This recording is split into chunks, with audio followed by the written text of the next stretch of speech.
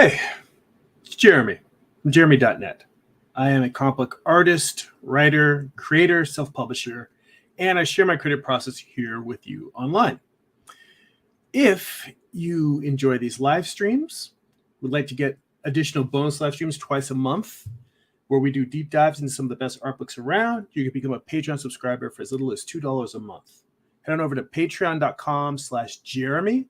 That's patreon.com/GERIMI. They are links in the description.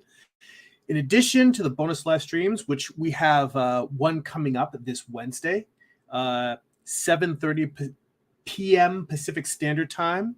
It's a session we call Art Book Study Group. We're doing a long-running series on Walt Reads the Figure. So if you want to join that, these are extra long. They are 2.5, 3 hours long, sometimes longer, depending on if people are watching and there's some audience participation.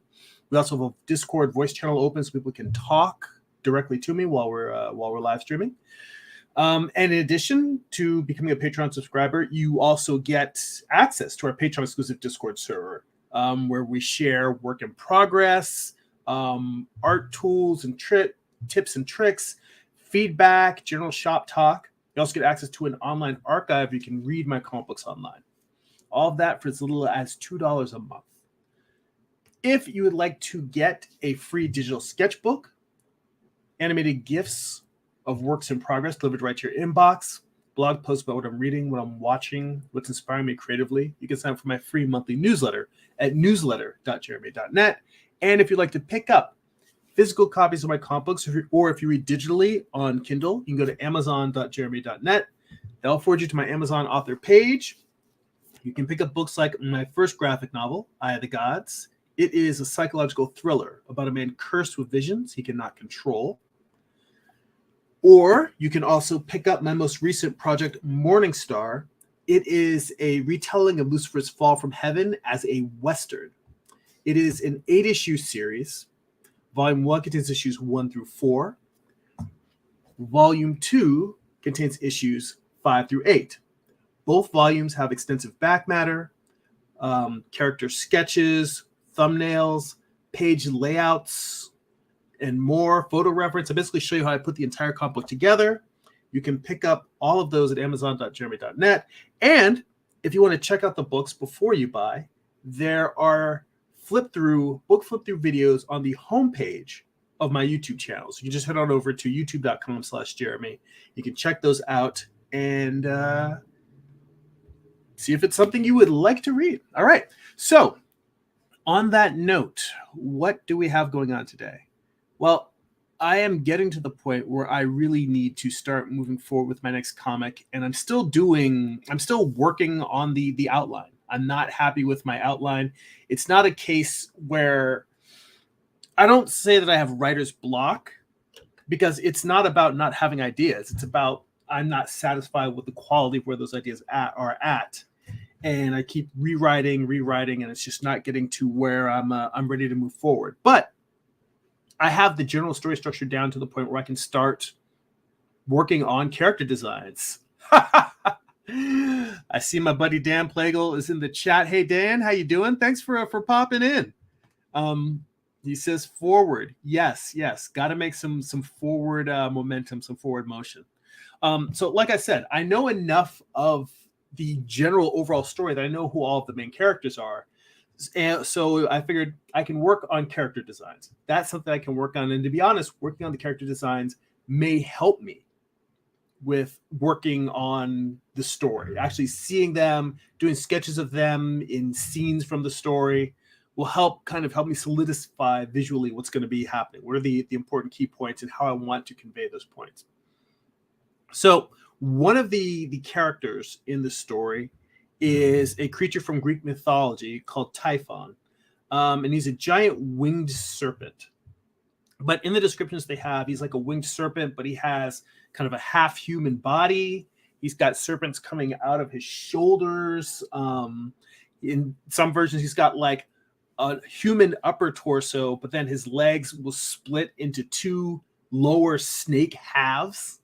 So like 2 snakes attached to his waist. Kind of weird. Anyway, I was looking at this and I thought I don't necessarily want to take exactly what the descriptions are that I've read in terms of like Greek mythology and research that I did. I thought, let me just start from the basics of designing a creature. And they describe him very much as this horrible, monstrous, disturbing-looking creature. So I thought to myself, let me create a mood board with just images of animals. So I'm going to show you. I'm giving you a warning now.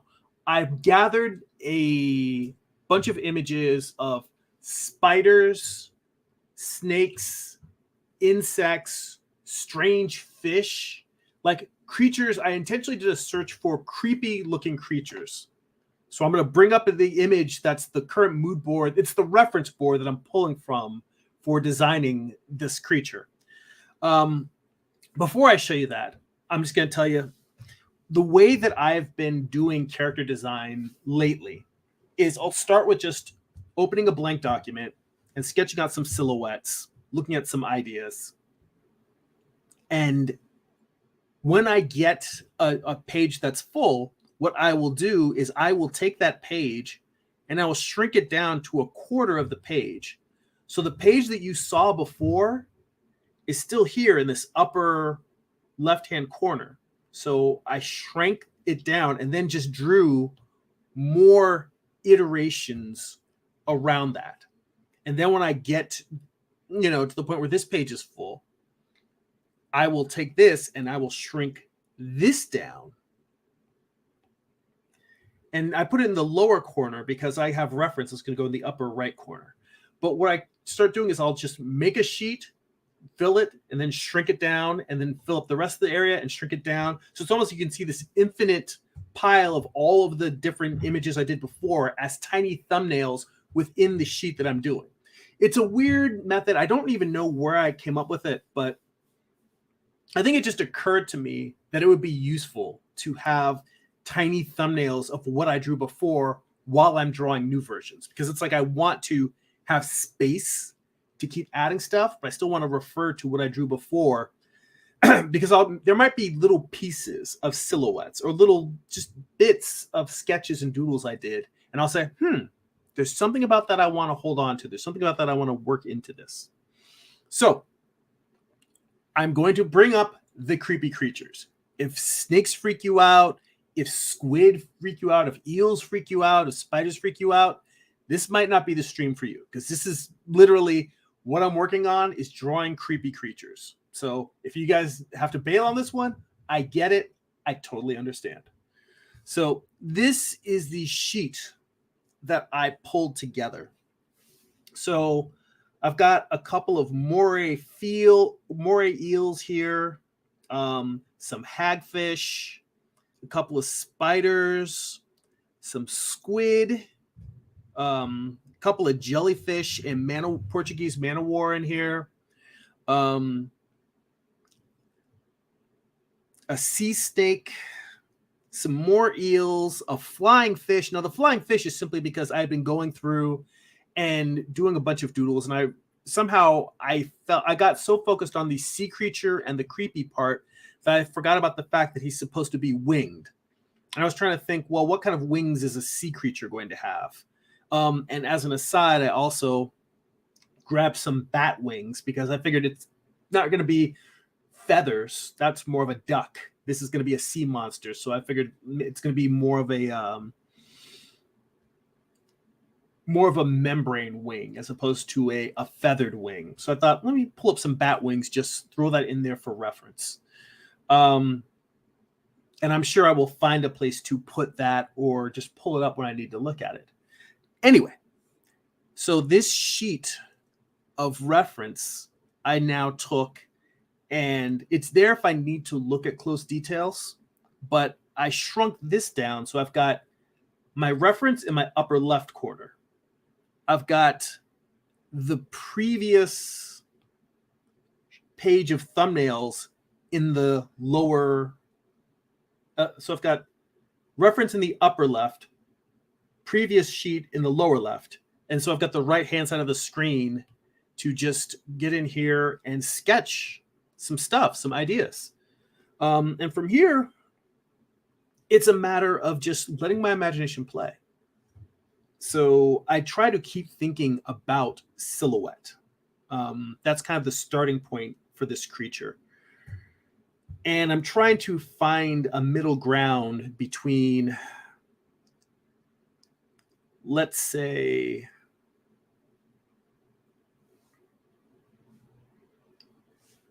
a humanoid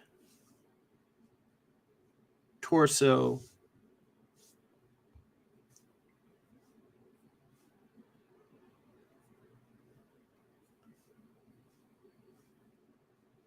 versus a serpent.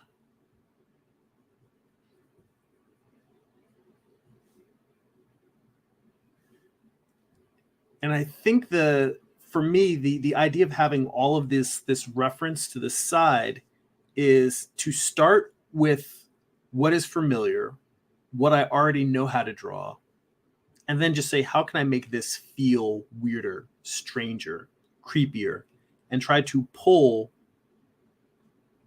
from some of the reference that is there next to me. Now, one of the things is I'm not in love with the idea of him having two long tails as his legs.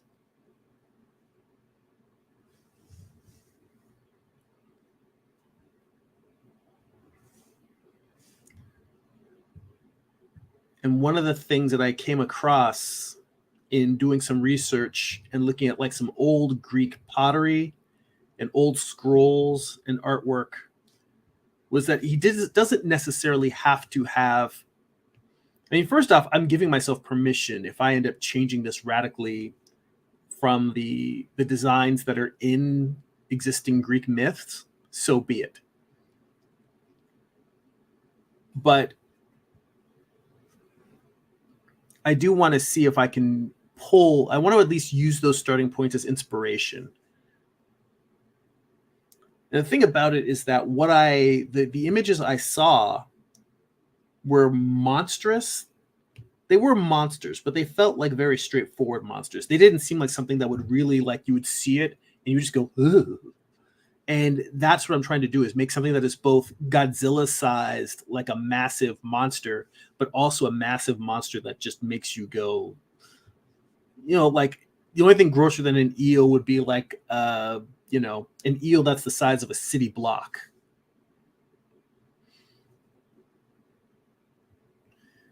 And right now, as I'm thinking of this, a flying eel sounds like it's closest to what the weirdness that I want this thing to have.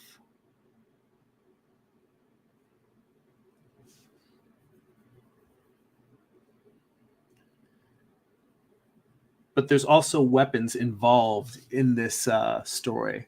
Let's see. There's someone called Diggs watching on Twitch. Hey, Diggs, how you doing? I'm just live streaming, doing some character designs on my stream here for a comic book that I will be publishing hopefully later this year. How are you doing? Are you an artist, writer, creative type, or just browsing Twitch streams?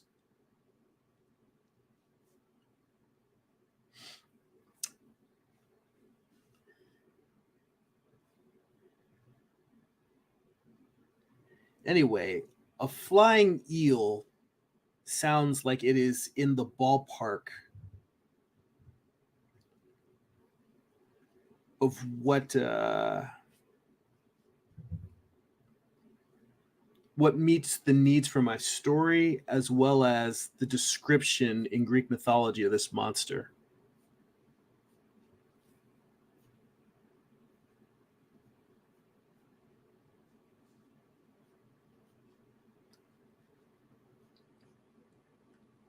So it's just a matter of trying to find something that is sufficiently creepy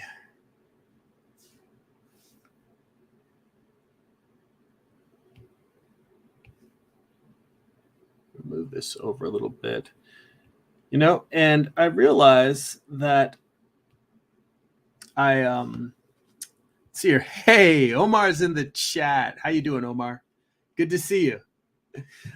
He said, "Wow." Yeah. Hey, good to see you.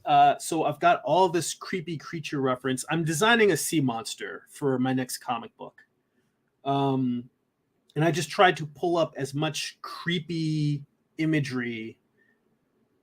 I mean, I could have just. That's the thing about research. It's about finding the right amount of inspiration, because I could just sit and spend days and days and have pages and pages of creepy creature influence, to inspire and influence me. But at a certain point, I gotta, get down to business.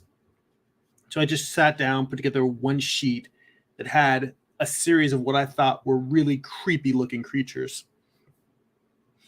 And see, Omar says, "Hey, Jeremy, I hope you're fine." I am. I'm doing well. Thank you for asking. I hope you're doing well too. Yeah.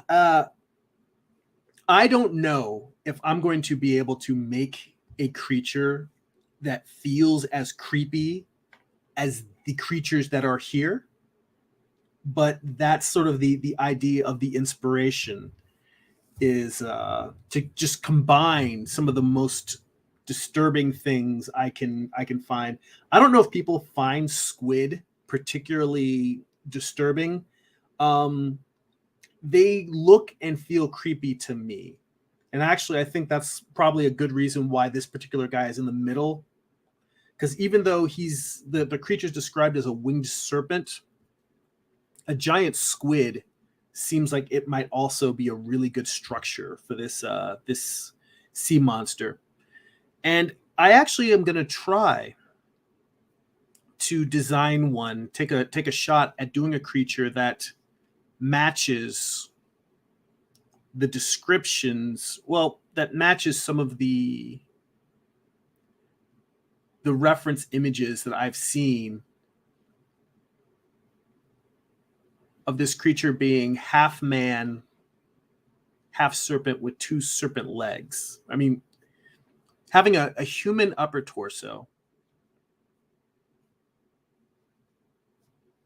and then having two snakes as a lower, two snake bodies as a lower torso. Even though I said, I don't really care necessarily for the imagery that I saw, one of the things I've been reminding myself is to try and take things from my day job that work.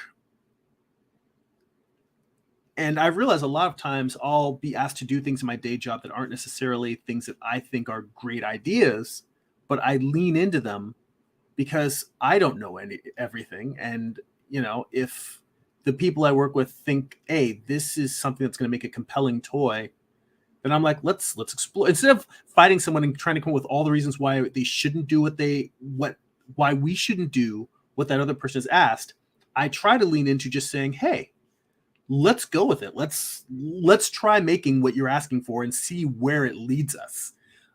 It may lead us someplace that's different than I expected and they expected, and we may come up with something really cool. And I realized, why not try doing that with my personal work as well? Like, I didn't even think about the idea of having these tails kind of crossing over. The other thing is, I may come up with a really interesting character design, but I still then will have to simplify it into something that I can draw over and over again very quickly in a comic. So let's see here. Chat's filling up. Dan says Jeremy works a lot with half snake people. Well, I mean, that's almost any business. You can say you're gonna run into some of that. I love how you don't need to worry about it auto-correcting, Dan. No autocorrect gets my name right. So let's see here. And there's Sophie in the chat and says, hey, how are you? I am doing well. Just so you people know, I'm streaming on multiple platforms, so you're not going to see the comments that other people put up. Like if you're on Twitch, you're not going to see the YouTube comments. If you're on YouTube, you're not going to see the Facebook comments, so on and so forth. But I will, try to read things out as I come across them. just so you guys know who I'm talking to and referring to. Dan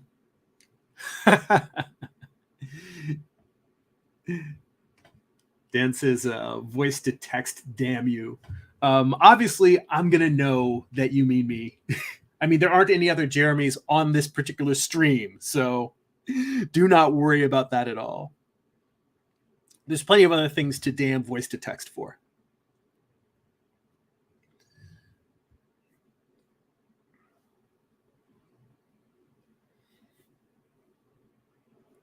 And I think one of the other things I'm struggling with, one of the other challenges I have is how humanoid do I want this thing to feel versus monster do I want it to feel? Because this monster is going to have a weapon from Greek mythology.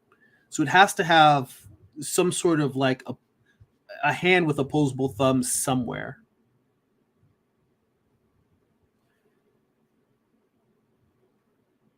But it might be that I am designing this thing too upright. And these are the whole point of drawing these silhouettes is just to explore different animal shapes, different body shapes.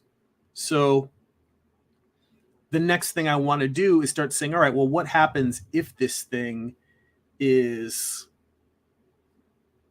on four legs or if it slithers on its belly?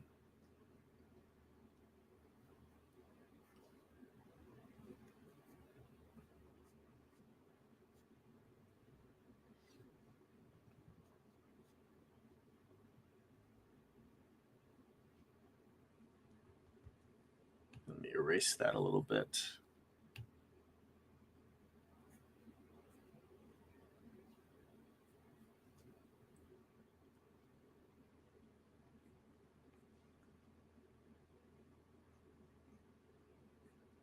Something more like a dragon type creature. Something that cross between a dragon and a squid.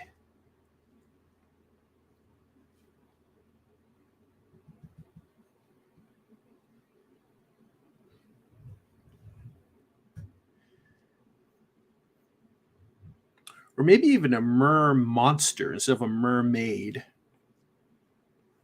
Because that's the other thing is if it's a sea monster, why am I putting so much focus on having legs?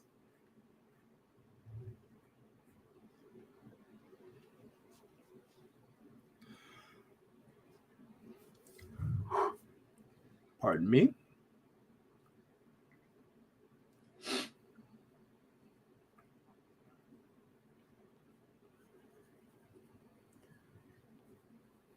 So maybe it's not even a matter of designing this like a four-legged creature. Maybe it's a matter of really going back to, all right, making it a fish-like creature that has appendages that fit for the story.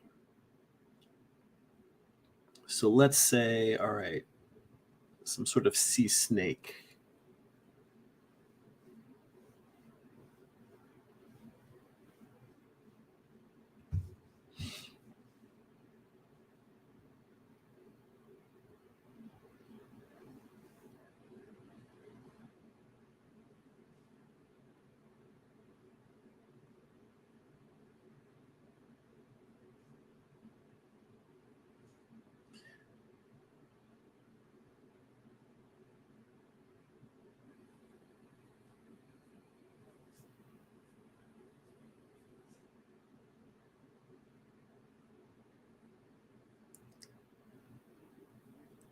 What's funny is drawing this thing as this giant kind of undulating leaf. The first thing I think is this is too pretty. Like in a comic, this might look like a very beautiful creature, and it's just not creepy enough.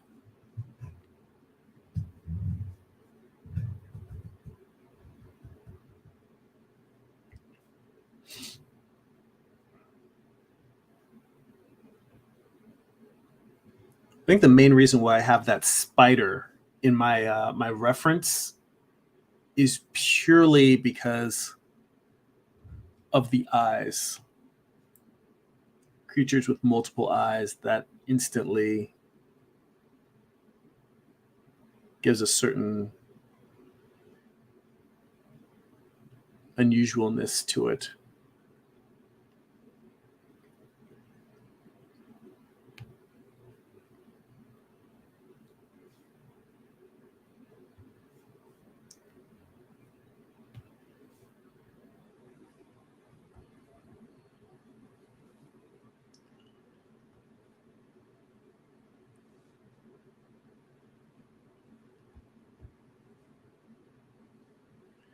Another thing is I also have to keep reminding myself not to get too detailed on these, because these are supposed to be thumbnails. This is supposed to be me just sort of like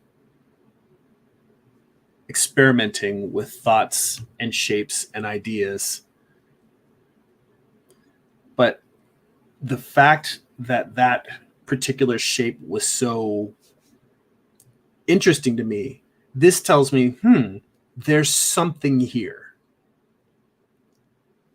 in that this one shape. I'm like, I want to explore more. What if I do something that's more like a manta ray, where it's large and flat?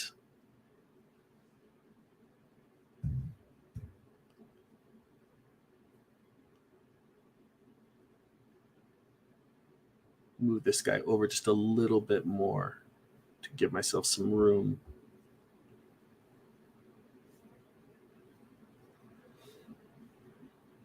Actually, you know what? That's too much. I'm going to need to make this smaller and right here in the middle, because what I want is to say, as opposed to a manta ray that just has a broad, flat body, I want to take what I did here, where it's like an eel with this undulating membrane around it. And what happens if I make that membrane wide instead of thin?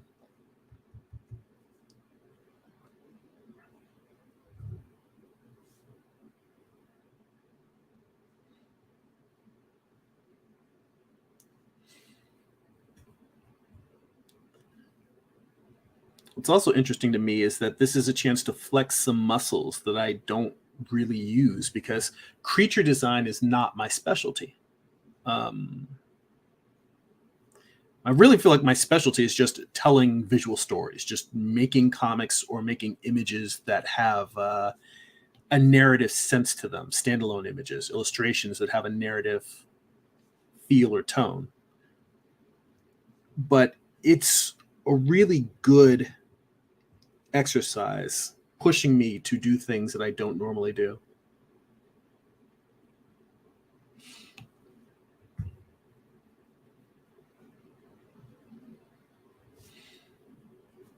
And I'm starting to get fussy about things that I really shouldn't get fussy about. I just need to keep focus on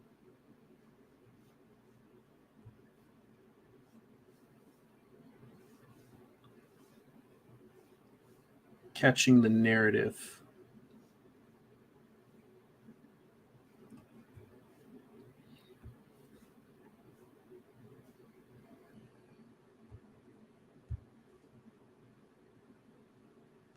So these lines I'm putting here are basically sort of the ribs of that membrane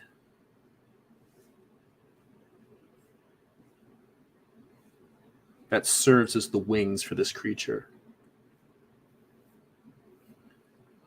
And honestly, after drawing that, I kind of want to make the creature. It's not that I want the snake to be smaller. I want the membrane to feel larger. And as opposed to drawing the snake out and taking more physical space, I can just make him thinner so he's longer and smaller.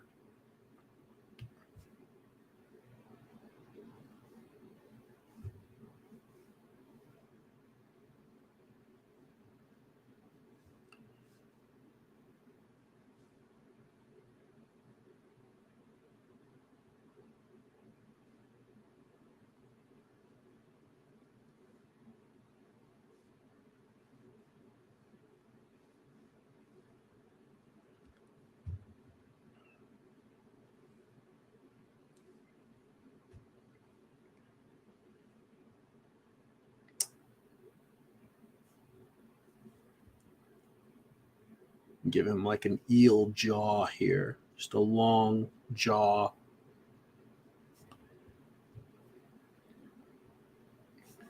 With rows of little, make my brush small, so you can just come in here and just, but no, that's my eraser brush, my brush. Just come in here, all those being teeth.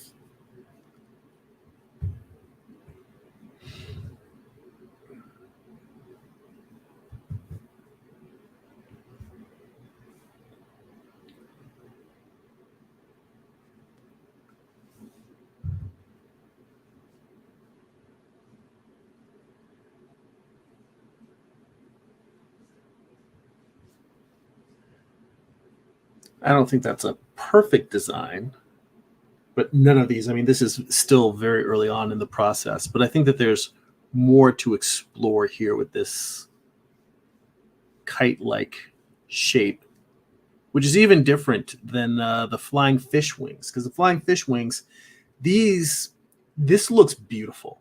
They're like moth wings, but iridescent, and they're branching in this very beautiful tree-like or plant-like way, like leaves branching out. It doesn't feel creepy at all. It feels very, very beautiful, like a moth or a fairy, like fairy wings. That's very much what it feels like, and that's not what I'm going for. I want this thing to feel so alien, like without necessarily copying a particular spider or a snake or one of these creatures. I want someone to look at the thing and feel unsettled. I want them to look at it and go, "Ooh." And that is the big goal.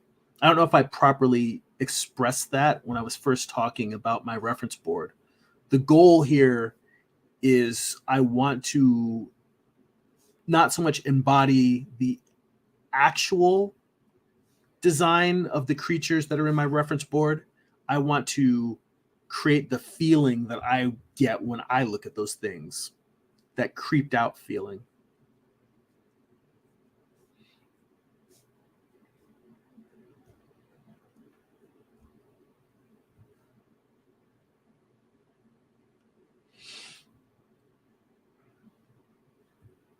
I meant to do a Google search for creepiest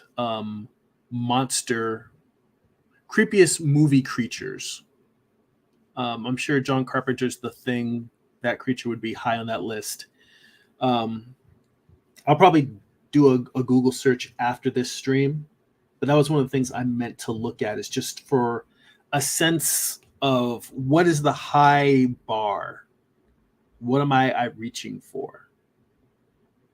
Because when you look at stuff like, say, arachnophobia, spiders inherently creep most people out. Bugs and insects and creatures like that.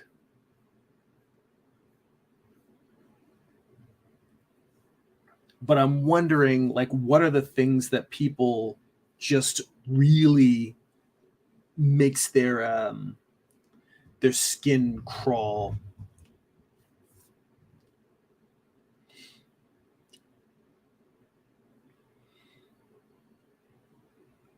So if I have this flying kite-like eel,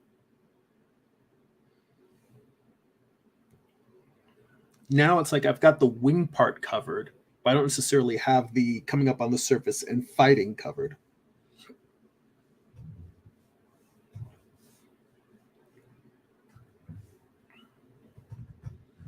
Let me see what happens if I play with the squid idea. Like, it's almost like I want to take a look at each of these creatures and see what does it look like if I draw my version of it. For instance, I've got spiders on there. What does a what does a sea spider look like? Now, tentacles, that's kind of an easy low bar. Tentacles tend to just feel creepy, but I almost feel like that's, I don't want to say a shortcut, because because I believe that you use whatever works.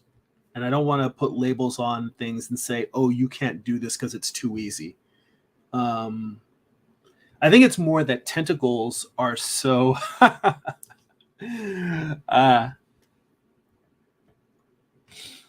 See Dan, in terms of creepy, he says H.R. Giger, the bar. Well, it's funny because I have quite a few Giger books. I've got both of the Necronomicons. I've got Biomechanics.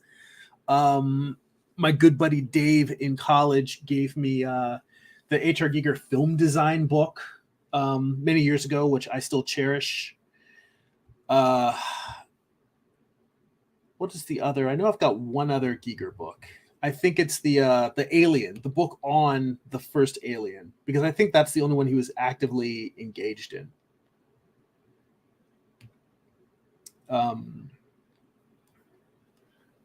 What was I thinking? Oh yeah, but Giger. What's funny is, yes, he has a lot of creepy stuff, and maybe I'll flip through his film design book, because that'll give me a wide variety of his creatures. But also, when I think of Syl from Species, that is where he went the other direction. Like, yeah, she's creepy, but she's sexy too. This guy's not sexy.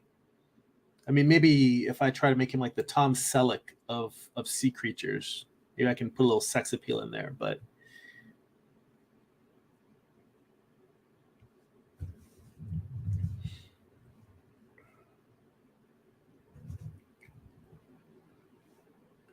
let's see here.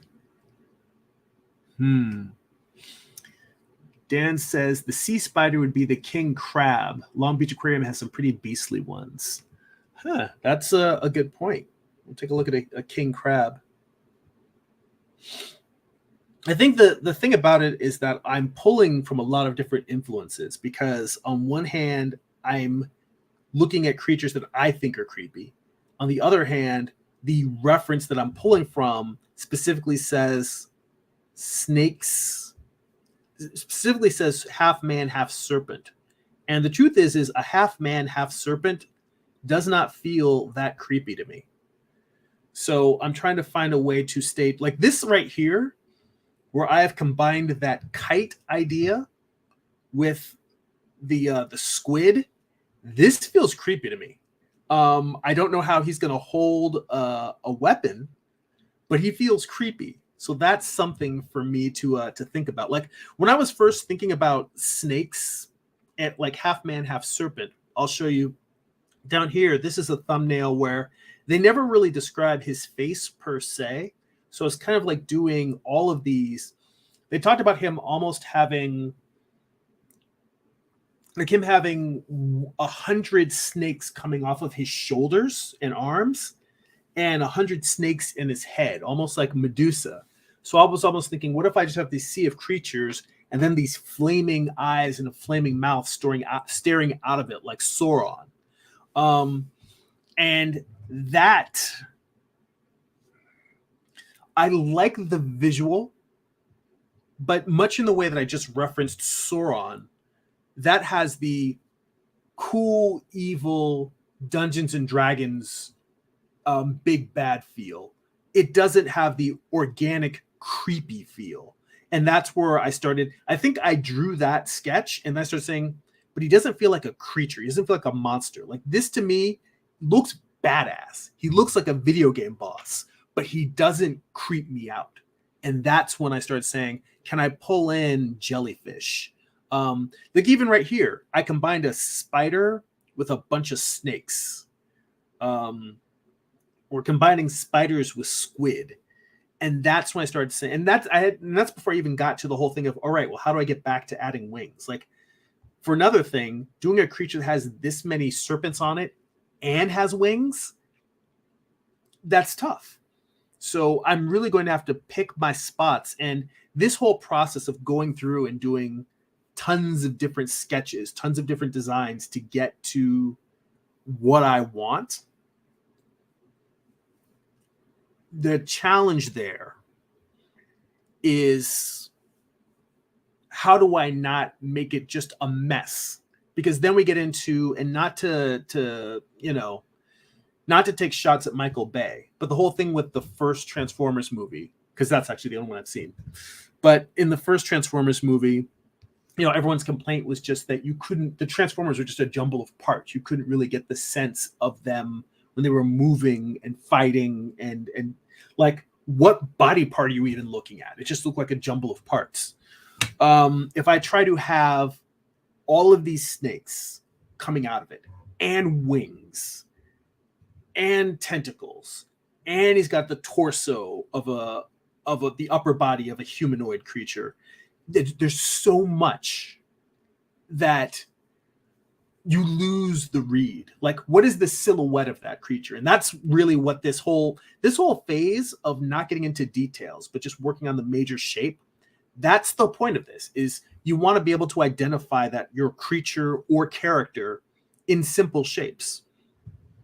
And that doesn't necessarily mean that he can't be complex, but you still have to take those complex areas and put them in boxes, put them in compartments.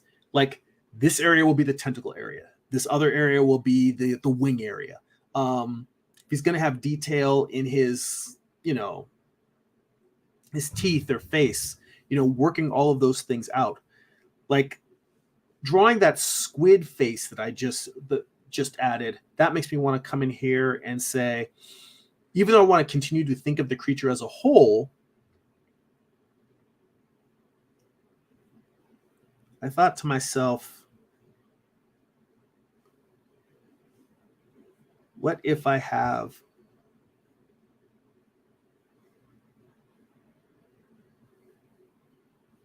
a guy here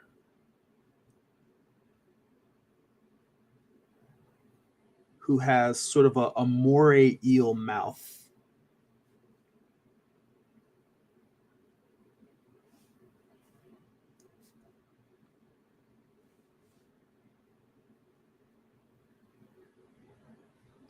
Another row of teeth inside there. So rows upon rows of teeth.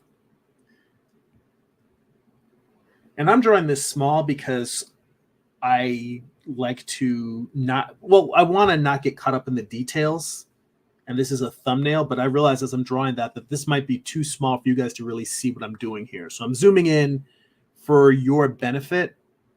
But just so you know, when I am generally thumbnailing, I'm drawing small things zoomed out. So I'm limiting the detail I can put in there by drawing small. That is the power of thumbnailing. It keeps you from going in on the details. But I want you to guys at least get a sense of what I'm doing, what I'm seeing, which is just start with looking at something almost like I'm trying to not mimic Cthulhu on this particular thumbnail, but I want to get that sense of a mouth, a very horrific looking mouth surrounded by tentacles. So I'm almost like, if you took Cthulhu and took the tentacles around his mouth and around his face and lifted them up, what is the mouth that's underneath? And I'm trying to show that mouth almost as if Cthulhu walked up to you and just went and just turned and like roared at you. That's what I'm trying to do here. So this really is like just a face. Just this is just a bust of the creature. And I've got these three eyes going around like a halo framing the mouth, and then one large eye that's on the side.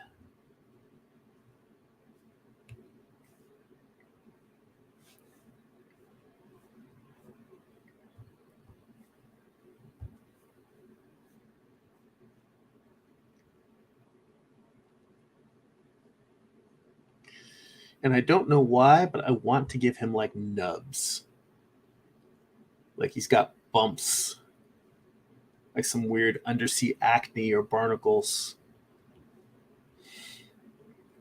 I was trying to think, you know, even Davy Jones in the Pirates Caribbean movies, Like you see, he's got his mouth underneath. He's talking, but I don't think you ever get a sense of his teeth.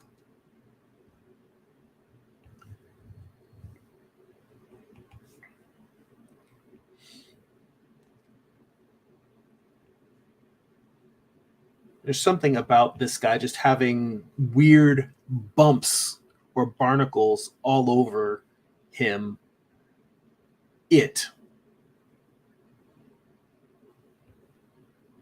Well, actually, you know what? It's a him, because in the mythology, he is referred to as a male, and he has a wife. In fact,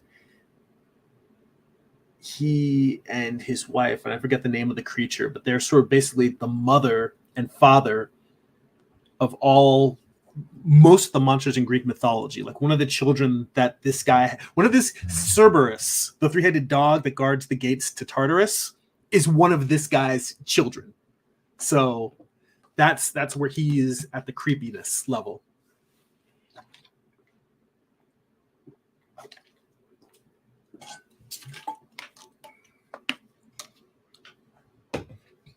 All right.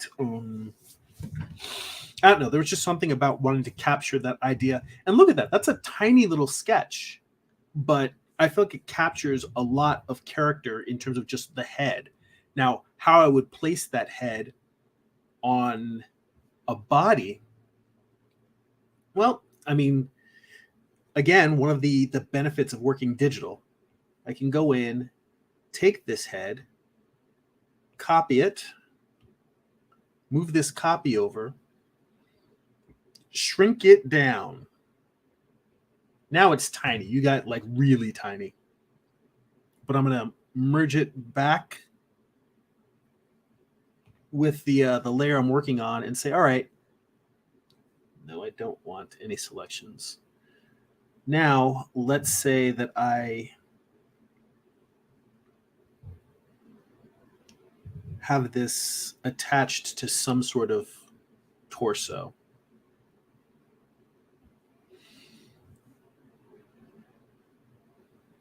I'm sitting here thinking, do I want to go humanoid with the torso, or do I want to keep it sort of lengthened?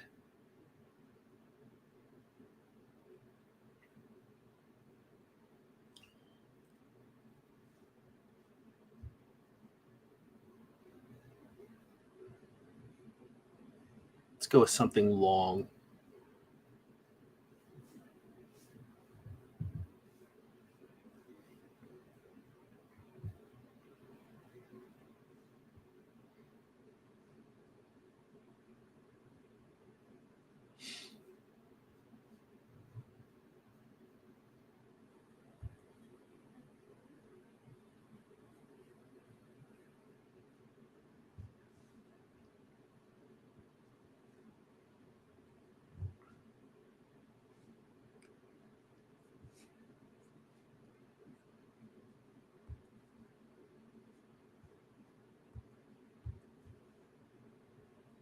You know what? Let's give him some spider or crab-like legs. Dan mentioned the crabs at the Long Beach Aquarium.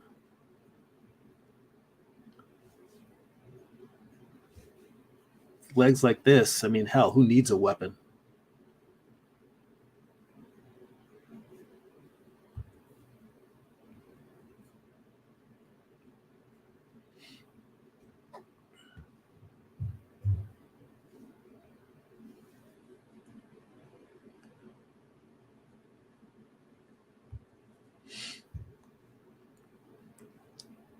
Then I think the way I'm starting to imagine or visualize the wings is that it's sort of like a membrane that can flare out like a parachute, or it can pull it in close to itself. Almost as if a stingray or a manta ray could pull the large gliding parts of its body in.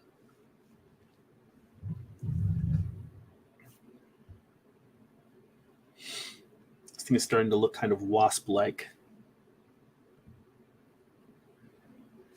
which I think is pretty good. Wasps are creepy.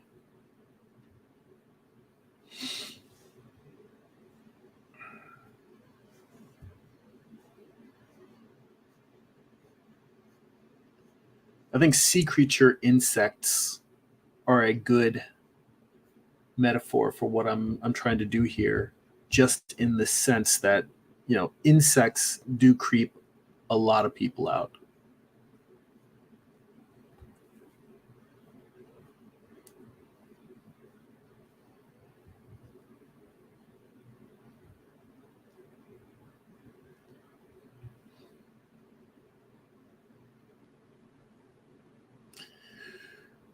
When I first came on the idea of starting with sort of an eel type structure, again, and the fact that Dan brought up H.R. Giger, the designer of the alien from Aliens. Like, really, there's I think like one of the first eels I grabbed, this guy really, really, really makes me think of the alien from Aliens. The fact that it has an eye, it really strongly resonates in terms of capturing what I was thinking creature-wise.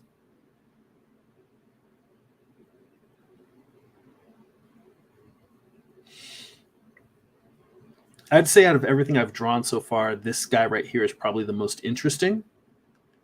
But I would need to draw him doing various things, picking up weapons, fighting with people, interacting with other people, sketch him in a couple of environments. Because I think it's the other thing to take into account in doing character design is you're not just making a thing that looks cool in one image.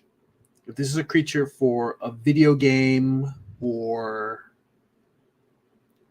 a comic book or a film, that character is going to be interacting with other characters, and you want to test how your character looks and feels in those environments. I mean, let's say that I have this character and it's like, well, he's really, really dark and he's got a nice, strong silhouette. But what if a large part of your story is taking place like underground in a cave? Then you have to, that changes everything, because you're like, well, how much do I want of people to be able to see of this creature?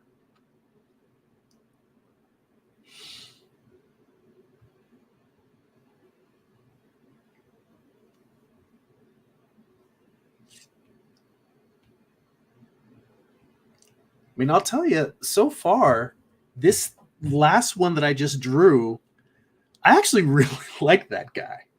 Because he's got the bug thing. He's got wings, even though they're not the types of wings I originally started thinking. He's serpent-like.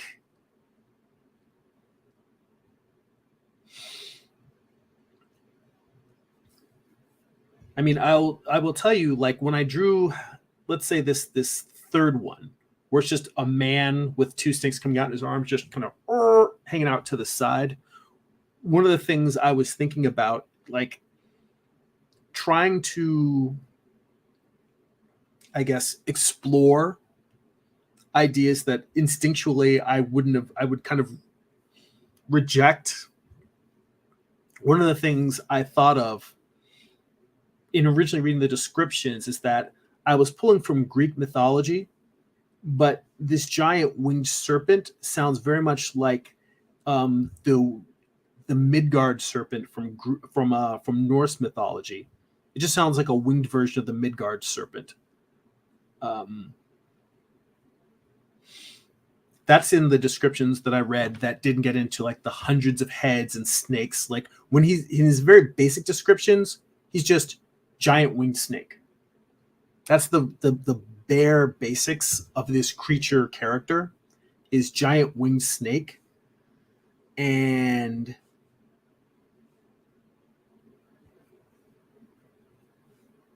I'm trying to come back to that now and say, all right, well, what happens if I stick with that approach? What happens if I try to keep it as simple as what was in those initial descriptions? But the fact that I want to give him arms, well, really, giant winged snake with arms is just a dragon. And I think dragons are really, really cool. I think that if this character was just a typical dragon, I mean, even if it was a cool dragon design, there's so many people who have done so many cool dragons that I don't feel like my creature would stand out. This guy over here, this guy's going to stand out. I mean, if anything, the closest thing I can think of that looks like that is like the Zerg from StarCraft. And I was never a big Warcraft guy, but I did go through a StarCraft phase in high school. Like in the very, very early versions of StarCraft. Maybe it was college. So I think maybe only Warcraft had been around when I was in high school.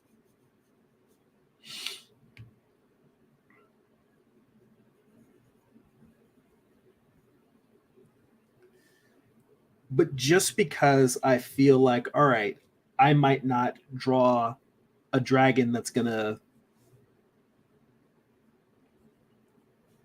reinvent dragons. Maybe people say, oh my God, he's the new Dragon King. I want to at least walk down those paths because that's, for me, a big part of design is intentionally walking down a blind alley. Not because I think the answer is there, but because I think that by walking down a path that doesn't sound like it's the right thing, I'm not precious with the ideas. I'll sketch stuff that I'm like, well, if it doesn't work out, it doesn't really matter because it wasn't something I thought was going to work out anyway. But I think what happens is you come away with things. You discover things that you weren't. You obviously weren't because you didn't think it was going to be a path that was going to work for you anyway. But you discover ideas, directions, inspiration that you're like, huh, this might play into my process and my story.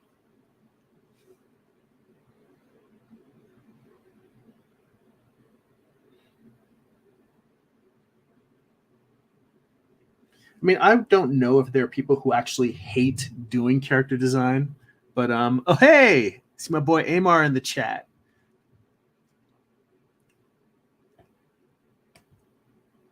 Amar said happy Sunday and hello to everyone else. Happy Sunday, Amar. Good to see you. But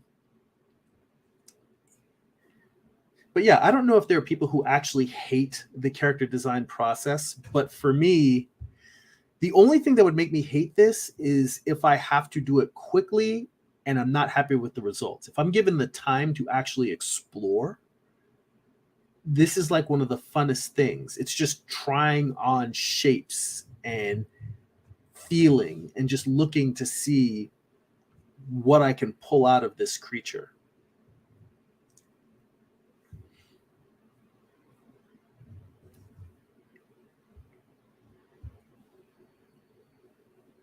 So,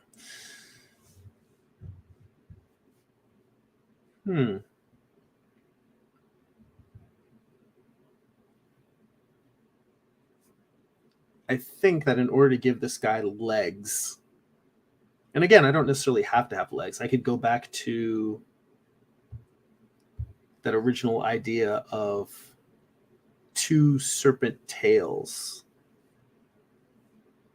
having his tail bifurcated. So I was sitting here and I was trying to figure out, I don't think I left enough room. Like something anatomically there wasn't really good space to add legs. And I was like, well, let's add in some stuff. See, that's the point of, you know how I mentioned before that I would draw a little bit and then shrink down the previous page. And by the way, yeah, I mean, I showed you that I still have the full size pages up, but the beauty of it is I can look at all of these different ideas and designs and creatures that I put in there, and I can pull something from one of the previous sketches, whether it's above with the two-tailed snake or below grabbing some jellyfish. Let's see here. I see Elmo but Tove in the chat says hello. Hello to you, Elmo. Thank you for popping by. I'm just doing some creature designs here for a comic book.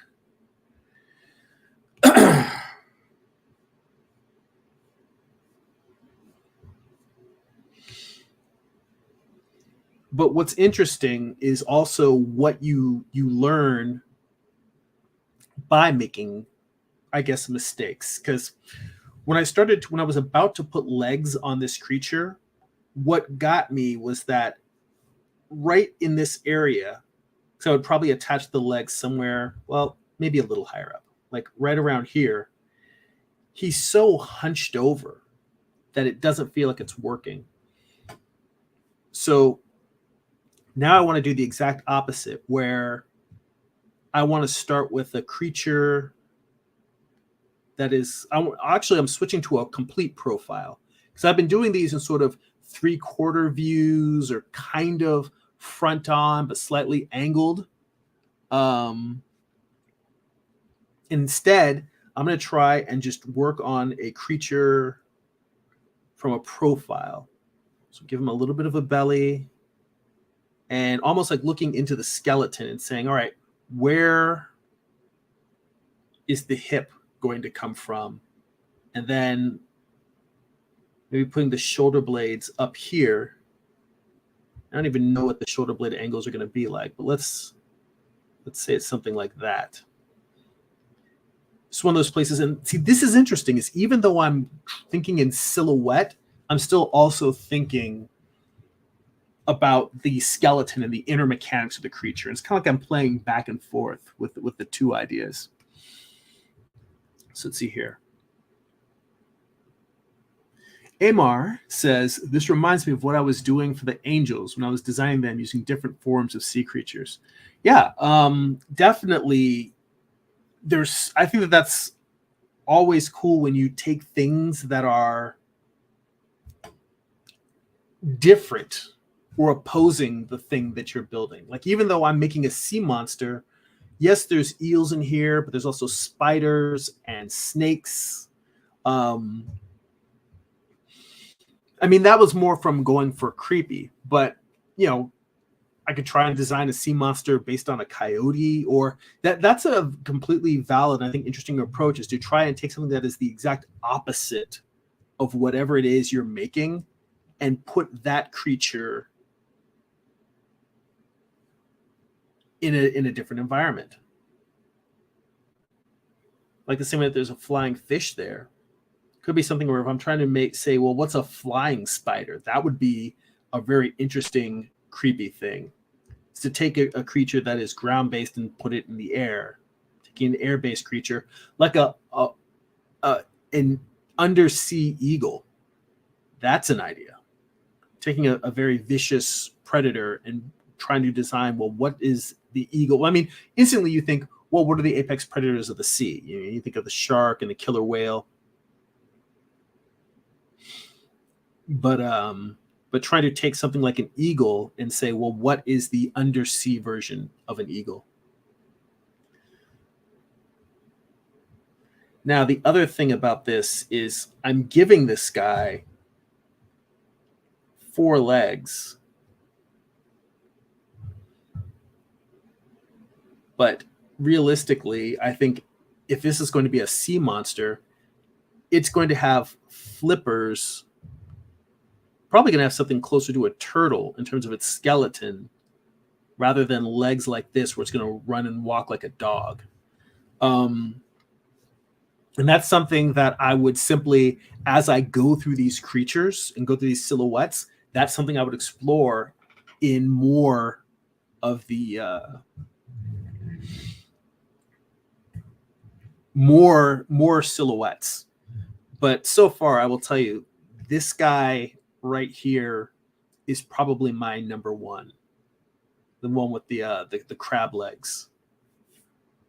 He feels as creepy and alien as I want him to.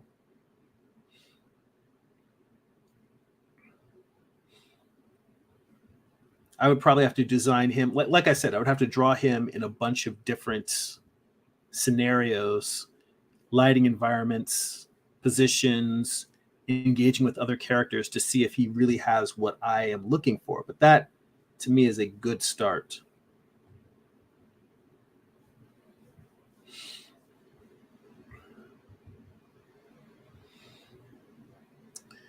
Now, I haven't really used much of the hagfish and eel faces. Well, I mean, a little bit.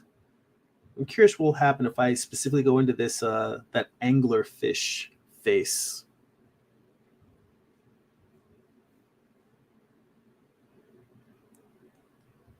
So let's say I have a mouth that comes kind of high and a jaw that hangs out.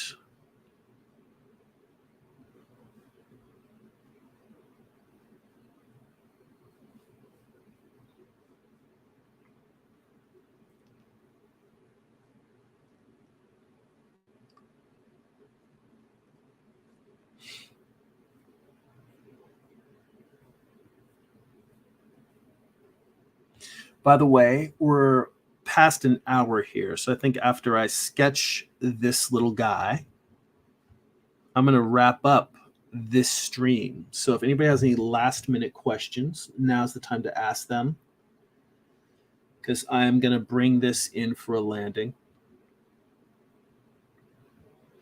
Do not forget to hit that like button, hit that share button, help spread the word. If you like what you see here. And as I mentioned earlier, this week is going to be another session of Art Book Study Group for Patreon subscribers. For as little as $2 a month, you can hop on to a 2.5, 3 hour long live stream.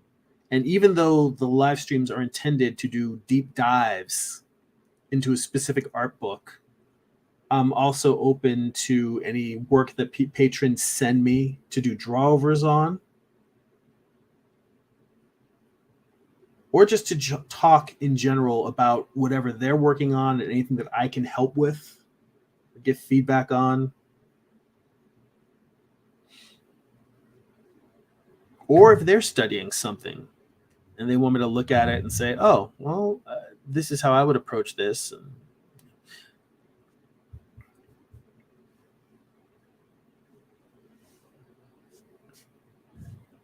just any way that I can be helpful to those who are subscribers, ways which I can benefit them. So that will be Wednesday, this coming Wednesday, 7:30 p.m. Pacific Standard Time.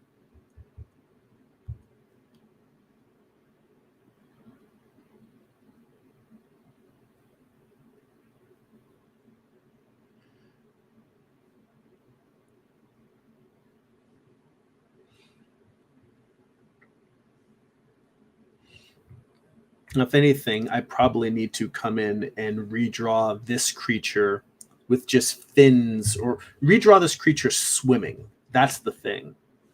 Like, it feels now like it's got the body of a sea creature, but it's got the legs of a lizard. And I think for this one, I actually do want to try taking on that the flying fish wings, the membrane. the fairy like wings, which the reason why I shied away from them so far is because they are too pretty. They're too beautiful. These are absolutely not creepy. And I want people to be creeped out when they see this creature.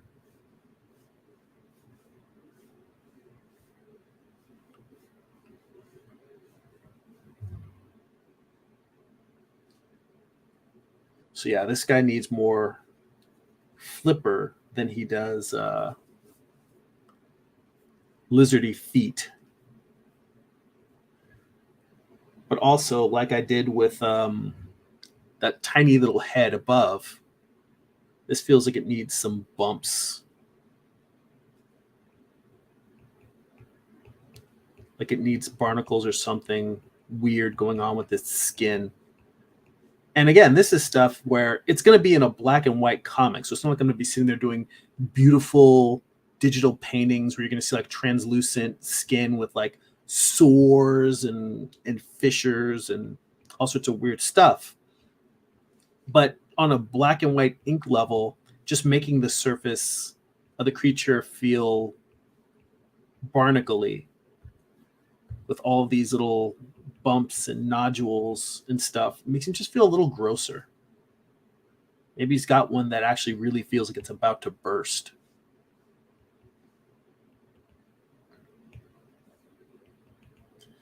Like, I was not super enthralled with this creature design, but just adding these bumps on here makes him feel a little bit grosser. And I'm like, all right, I'm not going to discount this guy completely.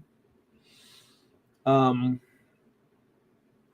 coming back and looking at these eyes because the eyes themselves are not that gross. The multiple eye thing.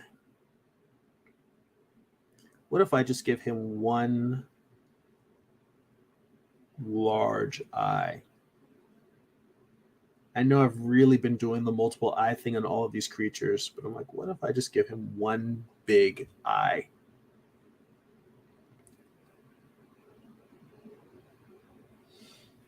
All right. Let's see here. Oh, hey, that's nice. Monumental Comics in the chat. He says, that's nice work. I just shared it. Well, thank you so much. I really, really appreciate it. All right, guys. So let's bring this stream in for a landing. So yeah, I think I got a bunch of really worthwhile silhouettes. And for me, I honestly feel that even though I've got one that I really like, I probably would want to do like 1 to 2 more full pages worth of studies like this before I get to a place where I'm like, all right, I know which one I definitely like. Like I would probably do another 1 or 2 sheets and then take my favorites on each sheet and then put those all together and kind of do like a bunch of deathmatch sketching. In fact, that's an idea. Didn't even think of that until I just said it now. But take the creature designs I like the most and then just draw scenes of them, of the favorite ones fighting each other and tearing each other apart. And through that, that's visually how I get to the point where I'm like, oh, this is the one who survives the death match. That's a strange, I think that's a way that probably, yeah, it makes sense that a comic book artist would say, this is how I'm going to decide how the design of my final monster is, by having all of the contestants fight each other visually on the page. But yeah, this is a good start. I'm not saying that this is the world-changing monster or creature design, but it is a good start. Like I said, the big challenge is walking the line between something that feels like a sea monster, but also feels anthropomorphic and still has some of the aspects of the Greek mythological monster that it's going to be portraying. So I'm kind of like trying to reinvent the wheel while staying round. But that's what's interesting, you know, it's trying these weird challenges. Okay, guys. So on that note, thank you everyone for hanging out, for all the great conversation and comments and feedback while I'm working. I greatly appreciate you guys. The aforementioned art book study group this Wednesday. To become a part of that, head on over to patreon.com/Jeremy. It's patreon.com/GERIMI. There are links in the description to the video. As little as $2 a month gets you into the art book study group session this week. And we do those twice a month.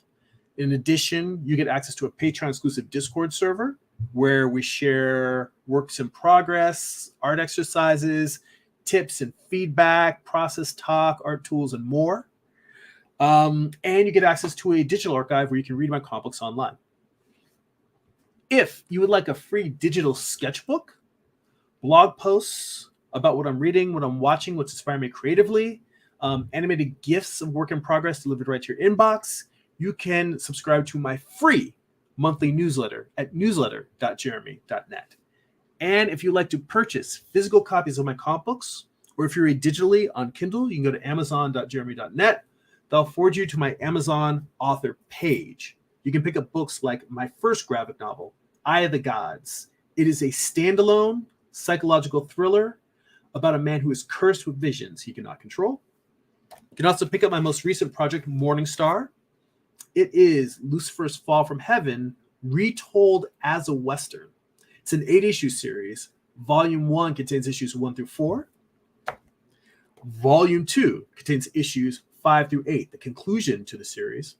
Both volumes have extensive back matter, character designs, script excerpts, thumbnails, page layouts, photo reference. I basically show you how I put the entire comic together.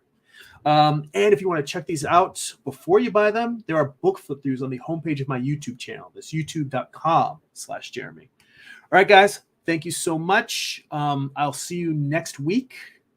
That's it for now. Go be creative.